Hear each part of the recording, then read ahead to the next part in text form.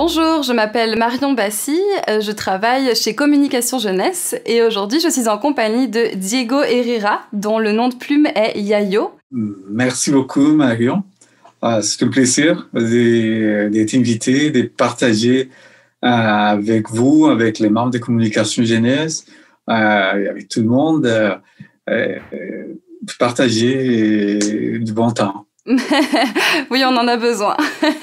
Alors, avant de parler de votre œuvre, j'aimerais aborder votre rapport à la langue. Vous avez commencé à apprendre le français à l'âge de 26 ans et vous vous qualifiez de francophone d'adoption. Alors, ma question, c'est pourquoi avoir choisi le français et pas l'anglais, par exemple? Et qu'est-ce que l'apprentissage de cette langue a changé pour vous? Quand j'ai connu les Canadiens, j'étais pas vraiment au courant du fait qu'il y a deux langues officielles. Déjà, j'avais beaucoup de difficultés avec l'anglais, donc je n'avais pas appris le français, même pas à l'école, les rudiments. Sauf que j'ai eu l'occasion de faire un échange international.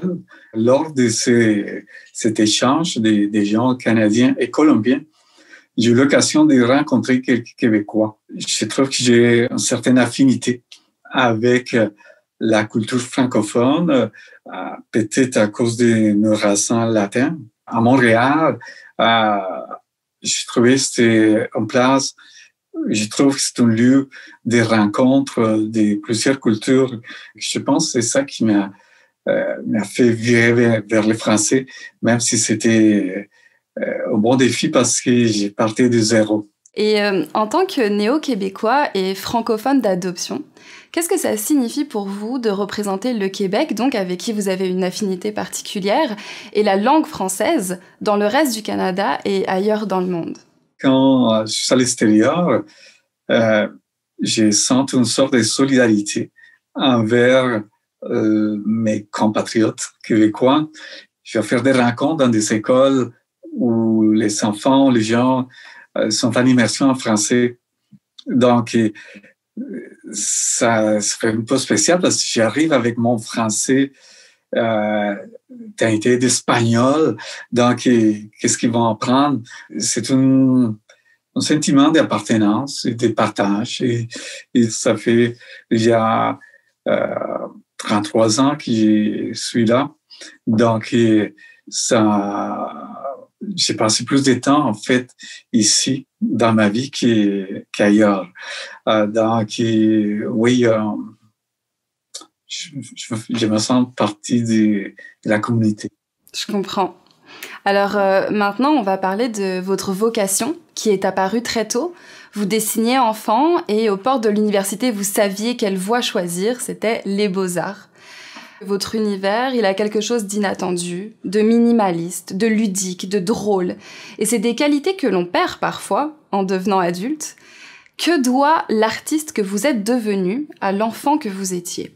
Beaucoup, en fait. J'essaie de retrouver cet esprit d'enfant. Un enfant, en fait, est un découvreur.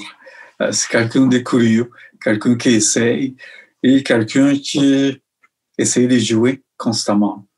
C'est pas toujours évident, étant donné qu'au fur et à mesure qu'on grandit, on atrophie et l'esprit de découverte et l'esprit créatif de l'enfant.